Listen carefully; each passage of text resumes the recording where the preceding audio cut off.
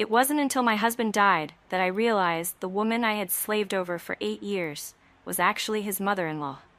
Even with his final breath, he gasped out that all his benefits and savings should go to his wife, Chloe.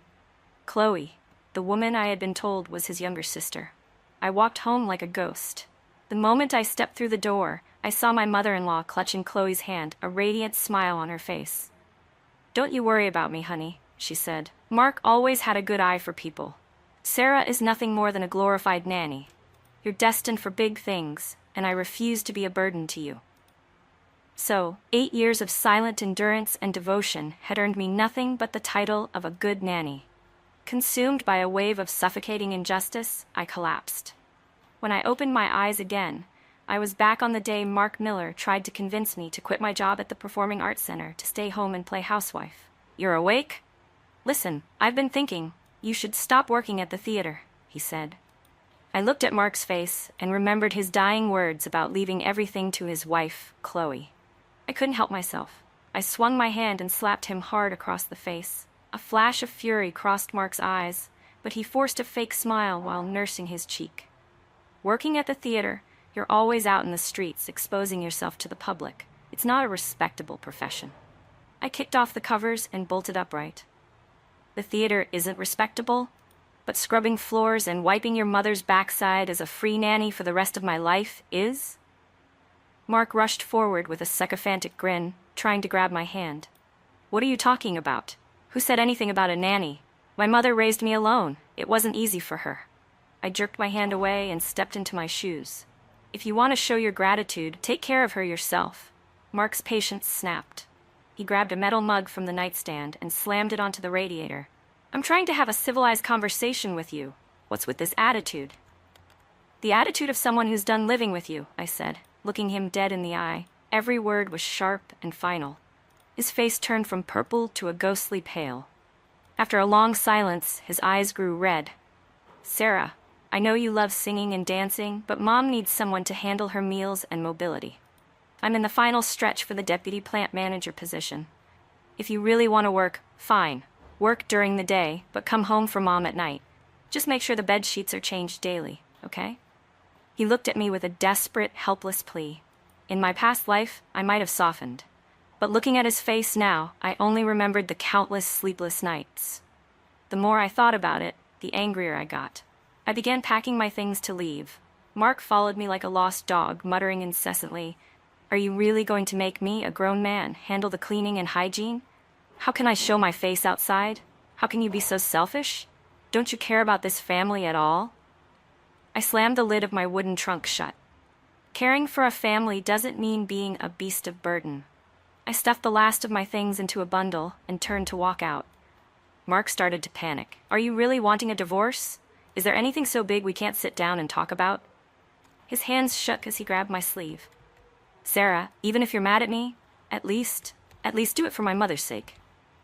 I let out a cold sneer. If she were actually your mother, her own son should be the one looking after her. But who is she, really? Suddenly, the yard gate swung open with a loud thud. "Mark, I brought some malted milk from town for Mom to build her strength." Chloe came skipping in, wearing bell-bottom jeans and a gaudy pink blouse, looking like a strutting peacock. In my past life, Mark told me she was orphaned young and had a tragic life. I had always been good to her.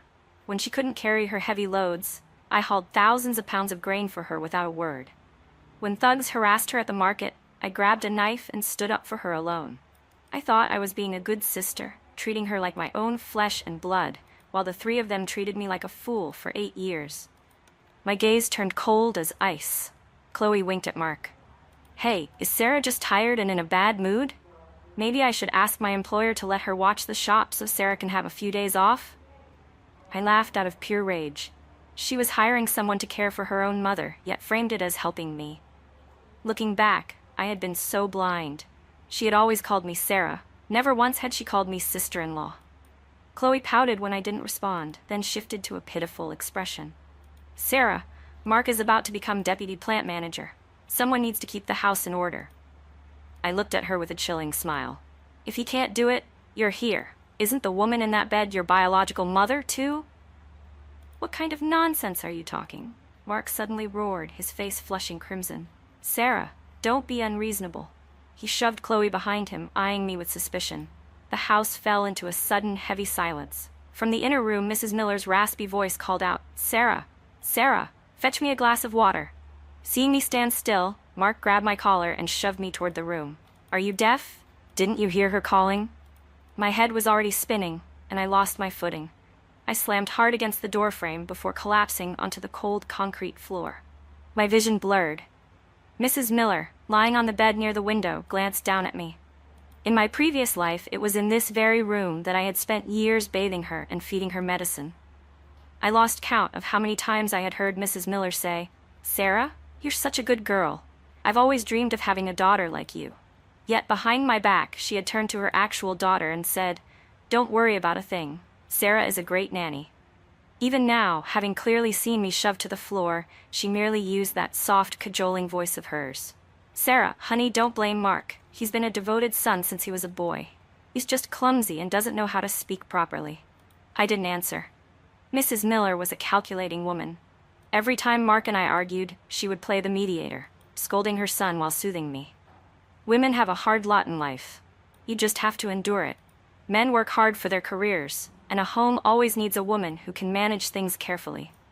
Seeing her about to launch into that same old refrain, I stood up and brushed the dust off my clothes, cutting her off mid-sentence to sever our ties once and for all. I'm divorcing him. Whether he works hard or not is no longer any of my business. If you want water, tell Chloe out there to pour it for you.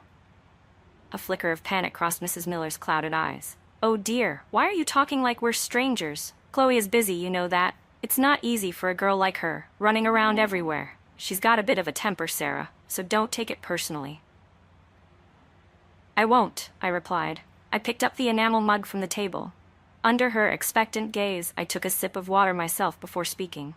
From now on, I'll be busy running around too. I'm going back to work. Mrs. Miller grew frantic, struggling to sit up. How can that be? She's been pampered since she was a child. How would she know how to care for a sick person? It was as if I had been born for the sole purpose of serving others. Ignoring her, I turned and walked straight out. In the yard, Mark and Chloe were whispering to each other, their faces lit up with grins. The moment they saw me, they went silent. Mark forced a strained look and said, Sarah, just try to put up with things at home for a little longer. Once I'm promoted to deputy plant manager, I'll hire a nanny immediately. That's your problem, I said, leaning down to pick up my bundle from the ground before turning to leave. Chloe immediately put on her good girl act and ran over to grab my arm. Sarah, Mark already admitted he was wrong. Stop making such a scene. I shoved her hand away, holding my scratched arm out in front of her. Let go. If either of you touches me again, I'm going to the Women's Association to report Mark for domestic violence. I'd love to see if he can keep that promotion after that. Chloe stumbled back from my shove, nearly falling. Tears welled up in her eyes, but she held them back. Mark rushed to pull her into his arms, looking heartbroken. If she wants to go, let her go. Why are you wasting your energy on her? Chloe choked back a sob, her voice dripping with mock concern. I'm just worried that if Sarah goes back to her parents' house, people will gossip. After all, she's been with you for so many years. Leaving her husband and mother-in-law just to go work, what kind of reputation will she have left? That single, manipulative sentence moved Mark to tears. Chloe, you're always thinking of others. He shot me a freezing glare. Sarah, let me tell you something. If you walk out that door today, don't you ever expect to come back. I didn't even bother arguing. I just walked away. The summer night breeze blew against me, smelling of earth, whisking away the sweat on my forehead and the stench of decay that had surrounded me for 8 years. In my past life, everyone said I was lucky to have married Mark Miller. He wasn't bad-looking. He was young and already rising to the position of deputy plant manager. He had a good income, a respectable job, and there were never any rumors about him. But my life with him was anything but easy. Caring for a bedridden person is exhausting. Carrying bedpans and cleaning up waste is foul. Washing bed sheets in cold water is bone-chilling. Eventually, whenever it got cloudy, my knuckles would turn red, swell, and throb with pain. For 8 years, I never had a full night's sleep or a single day of rest. All I got in return was the betrayal and calculation of that entire family in a single sentence. She's a good nanny. Luckily, I was reborn before it was too late. On my way home, I stopped by a bookstore to borrow pen and paper and wrote a formal complaint. I listed everything that had happened over the past few months of living with Mark Miller, from his lies and secrets to the fact that he had forged our marriage certificate. He dared to play me for a fool, only because he believed I didn't know what he was doing behind my back. But 8 years in my past life hadn't been for nothing. I paused for a moment after finishing the first letter, then wrote another one addressed to Mark's rival, Robert Vance. I remembered clearly that last Christmas, Chloe had sold a large batch of canned fruit. Back then, that stuff was worth its weight in gold. I didn't believe for a second she had found such a cheap supplier on her own. It was almost certainly Mark who had provided it.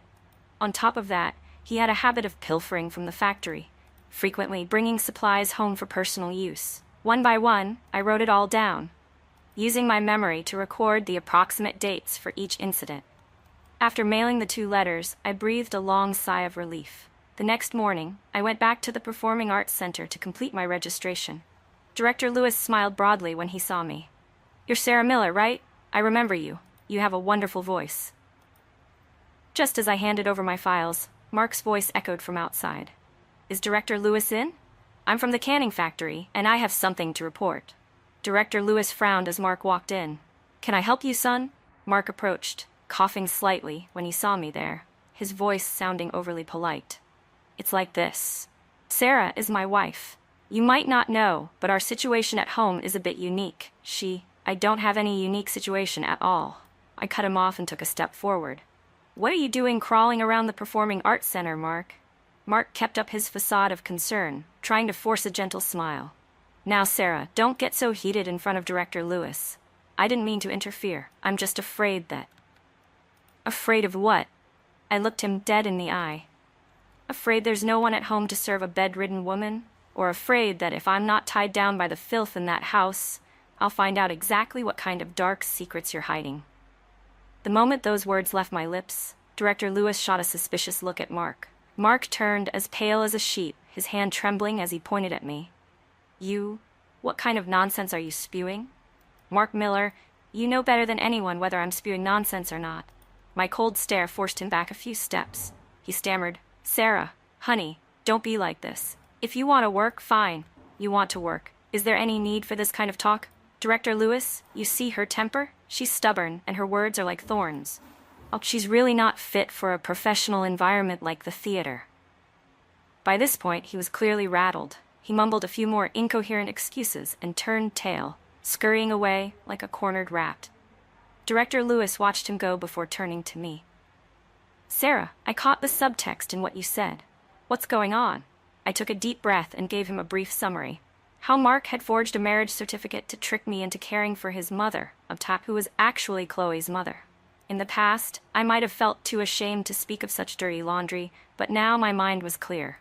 I wasn't the one committing these sins, so why should I be the one who was afraid?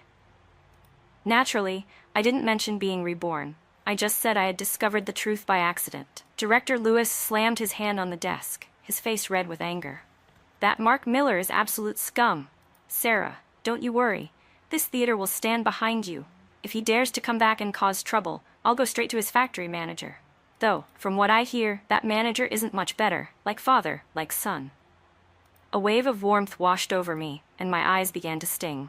In my previous life, on the day I came to register, Mark had pulled the exact same stunt. Back then, I was so mortified I wanted to vanish into the ground.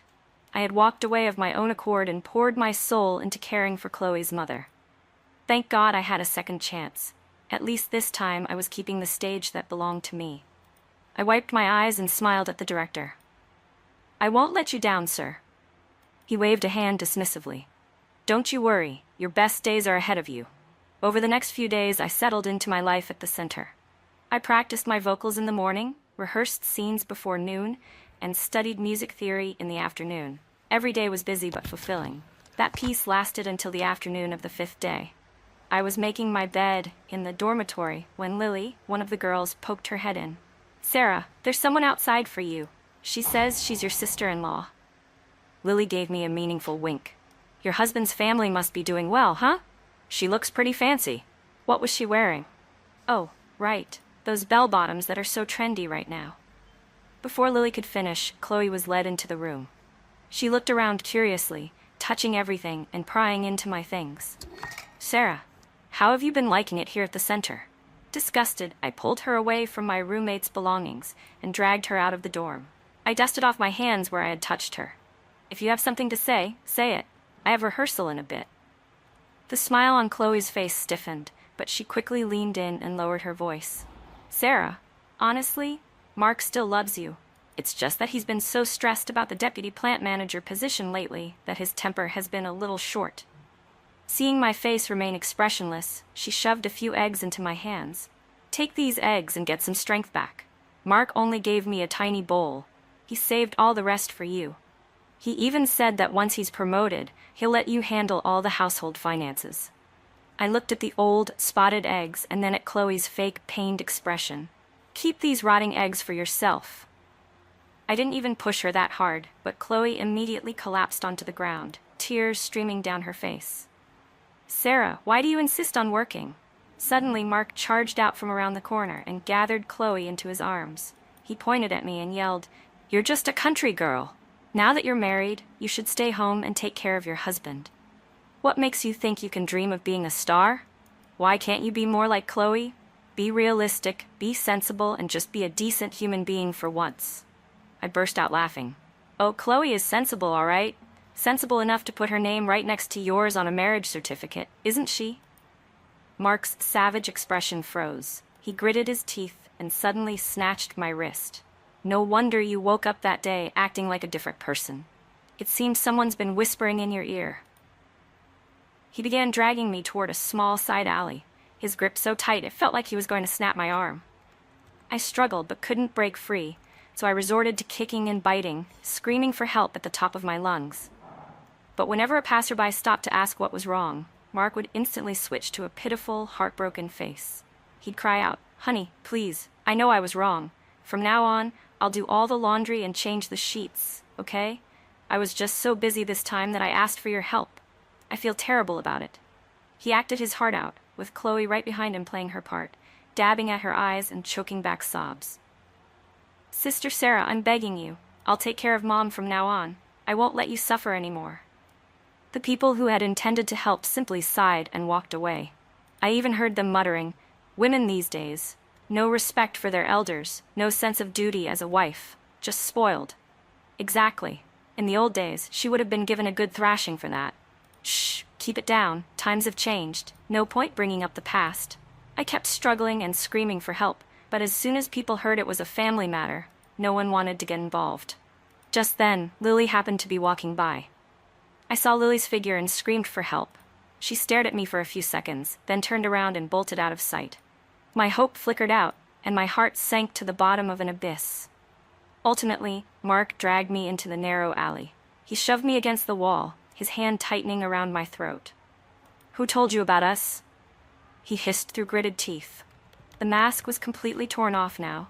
His eyes were filled with raw malice. Only a few people know about Chloe and me. Where did you hear it? Tell me, and I'll let you go.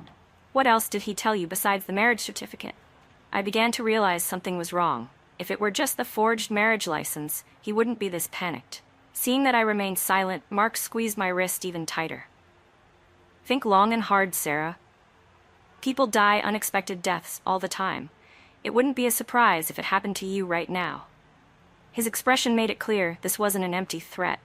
My breath was cut off, and my face throbbed with pain. I couldn't utter a single word. Behind him, Chloe chimed in impatiently. What are you still talking to her for? Do you want her to hold our weaknesses against us? Listen to Mom. Take her back and lock her up for a few days. She'll talk eventually. I knew Mrs. Stat Miller's wolfish heart from my past life, but hearing it again made my blood run cold. Was I reborn just to die here again? I refused to accept that. Mark lost his patience. He gestured for Chloe to pick up a rock nearby. Chloe hesitated. Are we really going to hit her that hard? What if we overdo it?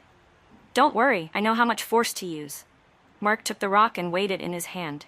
Sarah, don't blame me. It'll just be easier for me to carry you home if you're unconscious. As he spoke, he raised the rock and aimed it directly at my head. I was paralyzed with terror, unable to dodge in time. I felt a sharp, searing pain in my forehead, and my consciousness began to fade. Faintly, I heard Lily's scream. "Police! They're over here! Oh my God, Sarah! Help! Police! There's been a murder!" When I woke up, I was lying in a hospital bed. Lily and Director Lewis were both by my side, their eyes red. Lily was fuming, her face flushed with anger. "It's ridiculous. They're calling it a domestic dispute. You almost lost your life. How is that just a dispute?" Director Lewis saw me open my eyes and nudged her. "Stop shouting. Go get her some water quickly." She leaned in, her voice full of worry. "How are you feeling? Are you dizzy?" I shook my head. "No, not dizzy. Is Mark in custody?" It took everything I had just to squeeze those few words out. My throat burned, and the clear voice I once had was now dry and rasping. Director Lewis shook his head slowly, his gaze heavy. The bad news hit me like a lead weight, sending my heart straight to the bottom. I let out a self-deprecating laugh. I was about to make a bitter joke at my own expense when a commotion broke out at the door. Lily's voice exploded in the hallway. "You thick-skinned jerks! Who would believe your brother and sister? Since when do siblings walk around holding hands?" Chloe's voice was just as loud. "Wow, Sarah's really hit the big time, hasn't she? She's even got her own little groupies now. Leaving an old mother at home, is this the kind of person the Performing Arts Center wants as a lead actress?" Director Lewis frowned and stood up to see what was happening. The moment the door cracked open, Chloe and Mark slipped through like eels. Chloe tossed a small metal tin onto me. "Mark isn't going to hold the police report against you. Now get out of this hospital." Mom wet the bed again, "and don't you dare go back to the theater. Go home and take care of Mom like a good girl. If you dare step on that stage, I'll ruin every single show." I nudged the blanket, and the tin fell to the floor, the lid popping off. Inside sat a single, lonely, pathetic cracker. They expected to lure me home with one cracker? Mark's expression stiffened. He grimaced, trying to save face. Chloe probably grabbed the wrong one. He looked at Director Lewis and Lily, who were standing guard at the door like sentries, and sighed. "My career is at a critical stage right now, Sarah. Come home with me first. As for your job, we can discuss it later, okay?" I closed my eyes, enduring the pain as I spoke. "Chloe's mother is your mother-in-law. No matter how you spin it, it's not my turn to take care of her." Chloe's voice immediately hit a high pitch as she pointed a finger in my face. "What do you mean it's not your turn? You lived with Mark for all those years. His mother is your mother. Isn't she your mother-in-law?" As she spoke, she lunged forward and grabbed my arm, trying to yank me out of bed. "Get up. My mother's sheets haven't been washed and they're starting to smell." Lily couldn't take it anymore. She rushed forward and kicked Chloe right in the side. "Keep your voice down. This is a hospital, not your backyard where you can do whatever you want." Chloe was sent rolling onto the floor. She sat there and began wailing. "Sarah Miller, you shameless woman! You slept with Mark and now you won't even do a little housework? I thought you were a decent, sensible person. If I'd known, I never would have let you through our front door." I narrowed my eyes and curled my lip. "Is your precious Mark really worth that much? If the two of you hadn't set a trap together, I never would have stepped foot in that house that reeks of urine." Mark took a step forward, his fists clenched. "Sarah, watch your mouth. You can't just go around saying things like that. Words shouldn't be spoken recklessly, and deeds shouldn't be done recklessly, especially the crime of forgery. That is absolutely unforgivable." A woman's voice rang out, sharp and direct. Director Lewis suddenly burst out laughing. "What on earth are you doing here?" Mark spun around, his eyes bulging with terror. "Vicky? Vicky Vance? What are you doing here?" Vicky Vance strode into the hospital room and placed a basket of fruit on my bedside table, her face beaming. "We're here to take out the trash. Mark Miller, you forged a marriage certificate, you forged the factory seal, and you assaulted a woman." Mark panicked. "What kind of nonsense is that? You can't just go around slandering people like that." "Whether it's slander or not depends on the evidence," the factory manager said, standing in the doorway with a voice as cold as ice.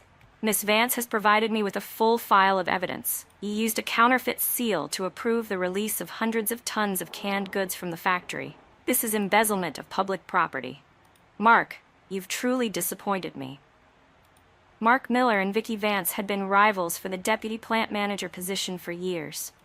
The factory manager had always been biased toward Mark, constantly preaching that no matter how capable a woman was, she'd eventually have to go home to raise kids and serve her mother-in-law. But today's reality was a stinging slap to the manager's face. Seeing Mark being handcuffed, Chloe went into a frenzy. You can't arrest my brother." Mark's tears hadn't even begun to fall when Chloe's next words nailed him to the spot. "If he goes to jail, what's my mother going to do? The bed sheets at home haven't even been washed yet." Everyone in the room froze. Lily, after holding it in for as long as she could, finally snorted with laughter.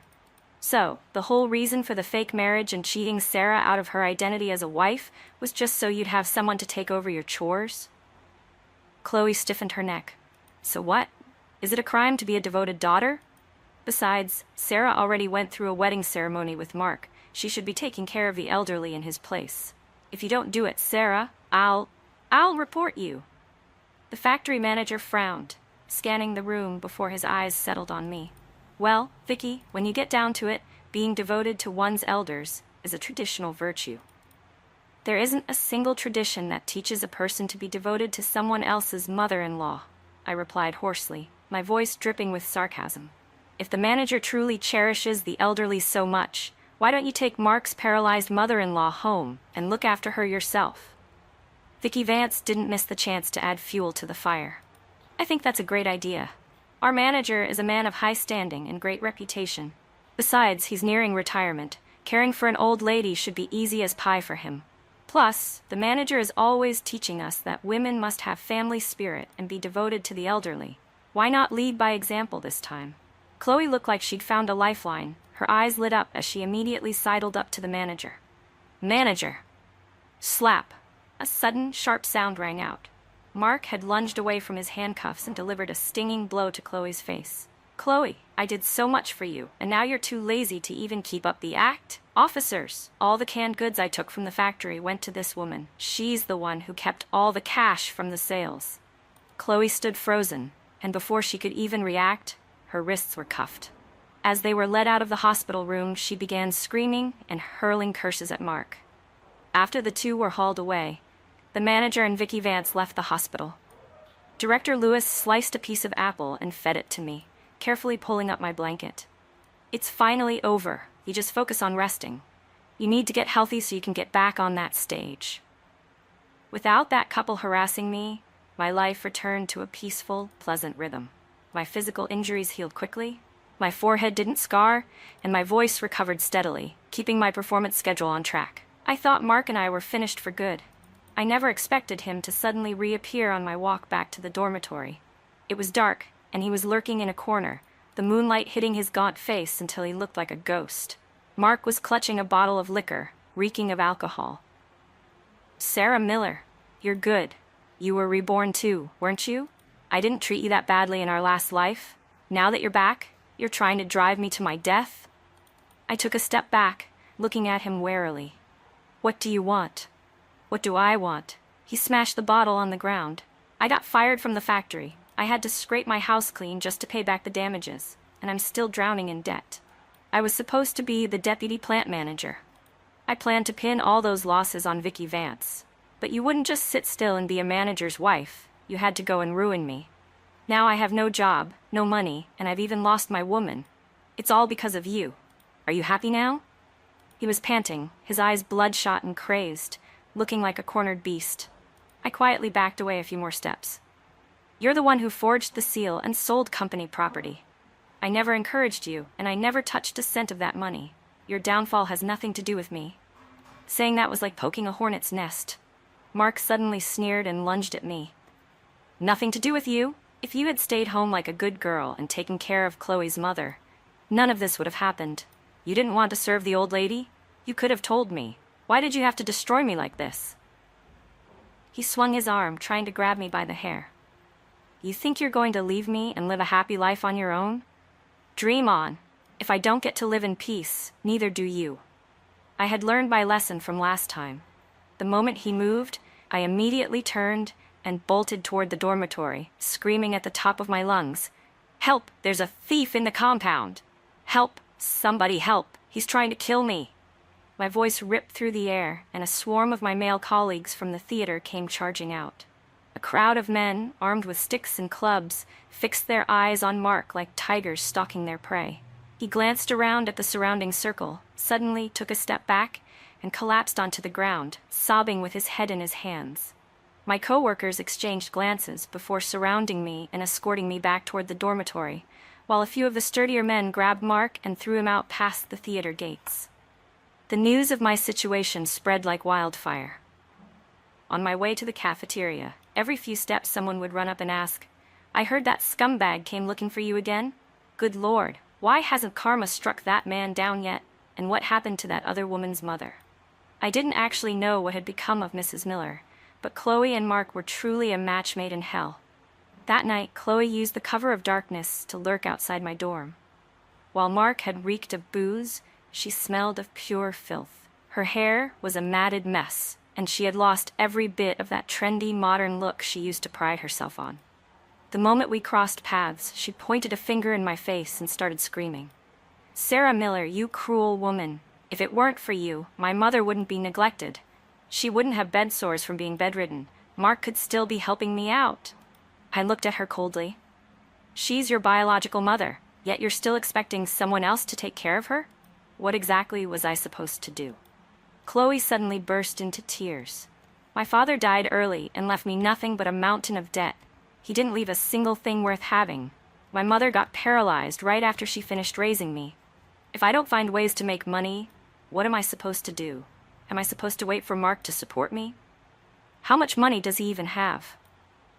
She sobbed as if her heart were being ripped out, acting as though she were weighed down by infinite hardships that forced her into this position. But I didn't feel a single spark of sympathy. I just stood there and listened to her wail until she finally said, "I didn't actually mistreat you. Everyone knew Sarah was Mark's wife. I even let you have the wedding ceremony. Do you really think I was trying to steal him from you? No. He was supposed to marry me. Back when he didn't even have enough to eat, I went hungry to share my rations with him. He told me himself he would repay that debt. Besides, you had the legal status, and being the wife of a deputy plant manager is a good life, isn't it?" I thought about it. I figured once I made enough money, I'd make it up to you. I was going to tell you the truth and give you a lump sum as compensation. She sobbed as if she were speaking from the bottom of her heart. I let out a long sigh. "Don't lie to yourself. You never would have done that." Chloe froze. "What?" "You would never have made it up to me. You would have just exploited me more and more, because you saw me as easy to use, because you always had another reason to be busy, because once you realized I was a pushover, you would have just kept pushing forever." I paused, looking at her bewildered face, and suddenly lost all interest in continuing. There was no point in bringing up the past life. She wouldn't believe it anyway. Even though Mark had been reborn too, he clearly hadn't told her a thing. I realized she probably wasn't born cold-blooded, but that was no excuse to dump all her responsibilities onto me. "Chloe, let me give you a solution," I said, raising my voice. "Mark owes you a debt of gratitude? Then let him be the one to pay it. You keep running your stalls and making money, and he can stay home and take care of your mother." Chloe stared at me blankly. But Mark is a man. How can a man stay home and care for the elderly?" she muttered. "Besides, he won't agree to it." "So what if he's a man? If he won't agree, then force him to." I looked her straight in the eye. "He's your husband. Both your names are on that marriage certificate. He has a legal obligation to help you support your mother. If even you won't fight for your own rights, who else is going to help you?" Chloe's lips trembled as if she wanted to say something, but in the end, she said nothing. She just turned and ran away. I watched her receding figure with a mix of emotions. Lily jumped out from some corner and asked, "Sarah, why didn't you just slap them both to vent your anger? You're way too nice." I shook my head slightly without answering. Mark was reborn. He was a hypocrite who lived for his reputation and was full of schemes, but he was still alive. As long as he was alive, there was always a chance he could climb back up. If I could get Chloe to tie him down at home, it might not last forever, but it would buy me time. Regardless, Director Lewis had already helped me with the paperwork for a transfer. I would soon be leaving this place far behind. In the days that followed, that couple didn't come to bother me again. I heard that Chloe and Mark had a world-ending argument that eventually resulted in them taking the old woman with them to start a vending business. Mark spent his days hauling and delivering goods, and his nights washing bed sheets, busy from dawn till dusk. If he slacked off even a little, Chloe would scream at him in public, calling him an ungrateful wretch. As for me, everything at the theater went smoother than ever. Just as director Lewis had predicted, I became a pillar of the stage. Whenever a new production came up, my name was the first one called. The last time I saw Chloe was during my final performance before my transfer. The weather was exceptionally beautiful that day, and the stage was set up at the largest theater in our district. I stood on the stage, and the moment I finished my scene, the audience erupted into thunderous applause. Director Lewis stood backstage, nodding at me with approval, as my colleagues from the Performing Arts Center broke into a thunderous round of applause. Vicky Vance, now the plant manager, sat in the very first row, giving me a celebratory thumbs up. Tears fell from my eyes naturally, tears for my past self, for the Sarah Miller who had been trapped in that cramped, suffocating house for an entire lifetime. As I walked backstage, Lily nudged my shoulder, signaling for me to look down toward the crowd. Chloe was standing below the stage, her eyes filled with pure shock. She waited for me at the theater exit, awkwardly rubbing her hands together. "Sarah, you really do have an incredible voice." "Thanks for the compliment," I said, sidestepping her to keep walking straight ahead. "Sarah, I know I was wrong," she called out. "You really are talented. I shouldn't have lied to you, and I shouldn't have tried to keep you cooped up in that house forever." I stopped and turned to look at her. The woman who had been so polished and arrogant in my past life now looked haggard, disheveled, and pitiable. Working at the theater is just exposing yourself to the public. It's not a respectable profession. She stammered. But this life was always meant to be mine. I didn't acknowledge her apology, nor did I accept it. I simply turned around and strode forward without looking back. From behind me, I could hear Mark Miller's roar. "You shameless woman. I'm at home scrubbing filth and cleaning up urine while you're out here living it up. Chloe, how did I end up marrying a lazy broad like you?" I walked far away until the cold breeze blew away the foul stench clinging to them, carrying Mark's curses off with it. When I returned to the center, Director Lewis handed me an envelope. "This came from the State Arts Academy. They want you to come for advanced studies. If you perform well, I'll be calling you Professor Miller soon." I took the letter, my fingertips trembling slightly. The thin envelope felt warm in my hand. I knew that from this moment on, my life was entirely in my own hands. 3 years later, I stood before the mirror in the dressing room of the city's Grand Theater, smoothing out the hem of my silk gown for the company's anniversary performance. The face in the reflection was radiant, my eyes bright with purpose, a world away from the haggard woman of my past life who spent her days smelling of bitter herbs and antiseptic. Lily burst into the room, excitedly handing me a local newspaper. "Sarah, look, news about the golden couple of the old district." I glanced down. In the local briefs, there was a report about a public disturbance. Mark Miller and Chloe had gotten into a physical brawl in the middle of the market over a few dollars in profit from their stall. During the scuffle, they had accidentally overturned the cart, sending their paralyzed mother tumbling into a gutter. Mark was arrested for assault, while Chloe sat on the ground wailing, blaming fate for her misery. Her hair so disheveled, she looked like a madwoman. I folded the paper, my heart as still as a lake without a ripple. The sweetest revenge wasn't driving them to a literal end. It was watching them destroy each other within the prison of selfishness and poverty they had built for themselves. They were still alive, but they were living in a cycle of resentment, regret, and endless cursing. A steep price for the 8 years of youth they had stolen from me. The first bell signaled the start of the show. I took a deep breath, feeling the clean air fill my lungs. The brilliant stage lights ahead were calling my name. My steps were light and firm as I walked toward the most vibrant light of my life. The past had finally receded. Now the song I sang was for myself, for freedom, and for the bright future that lay ahead.